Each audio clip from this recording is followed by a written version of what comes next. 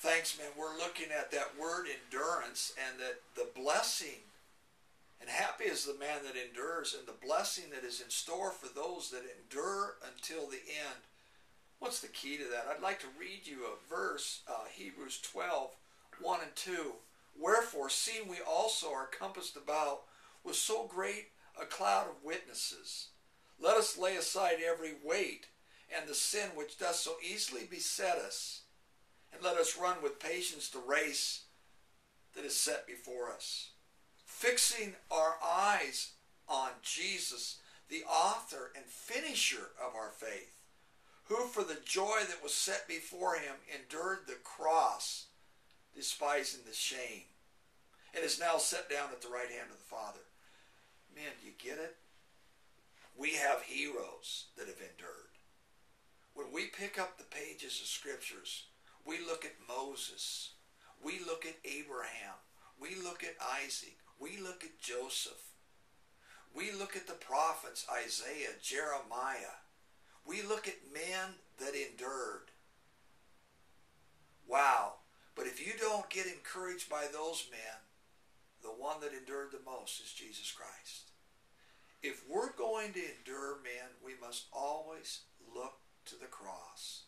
It's the message of endurance.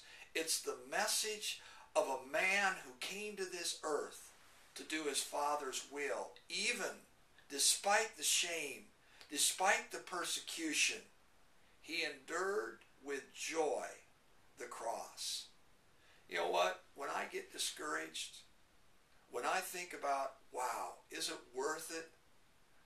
When I get my eyes off myself and I get my eyes on the cross, oh, the hope, the assured outcome of knowing that he was faithful. And he did it for you and me. And he obeyed his Father. How much more ought we to obey, to endure? So, man, keep your eyes on Christ and the cross.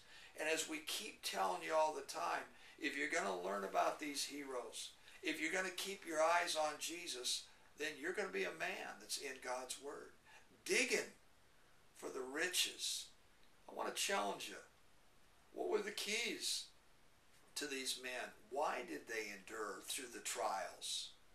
What caused Jesus to endure? Those are the nuggets that help you and me endure. As a young believer, I used to get so discouraged because the young high school kid would say, I'm saved, Steve. I've prayed a prayer, but my girlfriend broke up with me. Quit coming to youth group. Quit coming to church. The man that said, I want to follow Christ, loses his job. Something goes wrong. The next minute you know, he's no longer walking with the Lord. You know what? That is part of this challenge. We don't walk with God because we don't abide with God, and we think God is somebody up there just handing out candy and goodies. Oh, it's so much more than that. It's at the cross. And when we see that cross, we'll endure. God bless you as you endure.